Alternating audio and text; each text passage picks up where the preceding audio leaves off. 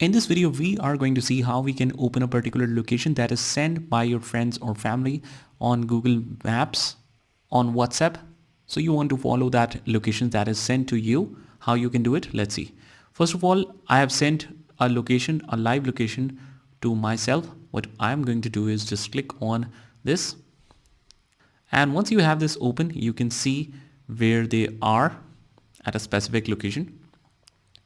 And that's about it. This is for just seeing where they have reached until now. But if let's say that they have shared a location like this, you can just click on this. You can open it in Google Maps. Click on just once. And if you want to follow that directions, click on start, and your destination is on the left. And as soon as you start, it will follow that directions for you.